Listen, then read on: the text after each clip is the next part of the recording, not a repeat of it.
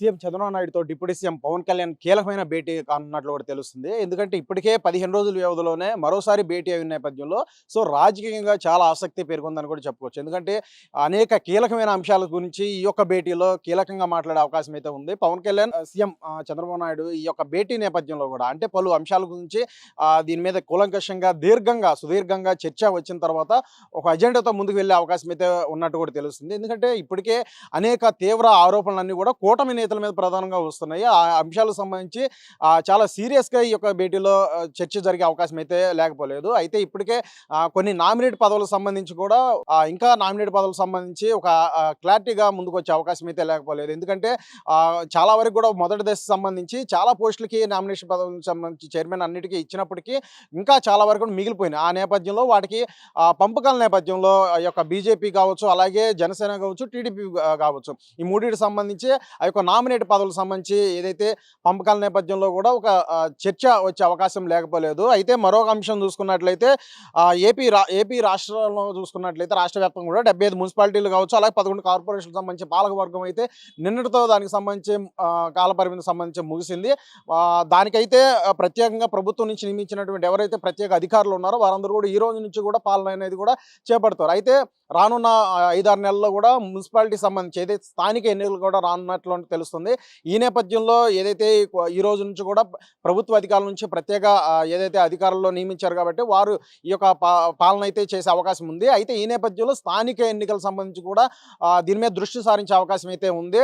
అలాగే ఏ కేటగిరీ సంబంధించి అంటే ఒకవైపు ఆయా కేటగిరీకి సంబంధించి ఎవరైతే ఉన్నారో ఆ కేడర్ అంతా కూడా టీడీపీ కావచ్చు, జనసేన, బీజేపీ కేడర్ అంతా కూడా ఈ యొక్క స్థానిక ఎన్నికలకు సంబంధించి ఎన్నికలు వెంటనే జరపాలని కూడా ఒకవైపు ప్రెషర్ ఎక్కువ ఉంది. అయితే ఆ నేపథ్యంలో కూడా దీని మీద ఒక తొందరగా ప్రభుత్వం నుంచి వీటిని జరిపే విధంగా కార్యాచరణ ఈ యొక్క చర్చలో కీలకంగా ఉన్నట్లు కూడా తెలుస్తుంది. దీని మీద ఒకవైపు ఏ కేటగిరీలో కావచ్చు, లేదంటే ఏ యొక్క స్థానాల్లో బలమైన ఏ పార్టీ ఉందో ఆ పార్టీకి సంబంధించి ఇటు స్థానాలు కేటాయింపు కావచ్చు, ఆ పార్టీలకు సంబంధించి దాని మీద చర్చ అయితే వచ్చే అవకాశం అయితే ఉంది. ఎందుకంటే 2024 ఎన్నికల్లో కూడా స్థాయి అంటే కూటమి ఎటువంటి ఘన విజయం సాధించి అందరికీ తెలిసిన విషయమే.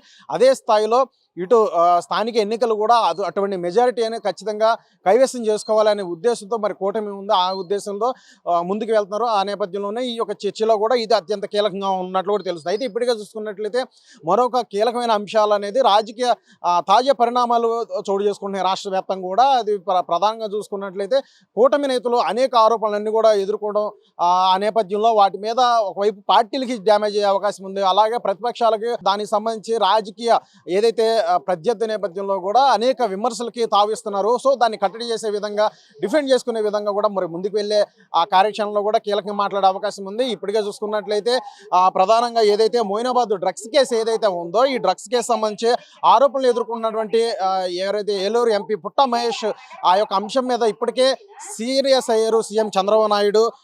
ఈ నేపథ్యంలో దీని మీద ఇప్పటికే చిత్తూరు జిల్లా సంబంధించి నాయకులతో కూడా మాట్లాడి ఏదైతే ఉందో కీలకంగా మాట్లాడుతూ ఆ యొక్క కీలకమైన వ్యాఖ్యలు కూడా పుట్ట మహేష్ సంబంధించి చేసినట్టు కూడా తెలుస్తుంది. సీఎం చంద్రబాబు నాయుడు ఏదైతే కీలకంగా ఏదైతే డ్రగ్స్ కేసు సంబంధించి ఏలూరు ఎంపీ అయినటువంటి పుట్ట మహేష్ అతను దాంట్లో ఆ కేసులో కూడా కీలకంగా అతను ఏదైతే ఈ యొక్క ఆరోపణలు ఎదుర్కొంటున్నారో దాని మీద సీఎం చాలా సీరియస్ అయ్యారు. అయితే ఇప్పటికే అధికారంగా పార్టీ నుంచి కూడా షోకాస్ నోటీస్ కూడా ఇవ్వడం జరిగింది. వివరణ 5 రోజుల్లో ఇవ్వాలంటూ కూడా. అయితే దీనికి సంబంధించి చాలా సీరియస్ సీఎం చంద్రబాబు నాయుడు అయినట్టు కూడా తెలుస్తుంది. ఎందుకంటే ఇటువంటి వ్యక్తులని పార్టీ మొయ్యాలా అనే తీవ్రంగా ఆయన అసహనం వ్యక్తం చేస్తూ సీరియస్ అయినట్టు కూడా తెలుస్తుంది.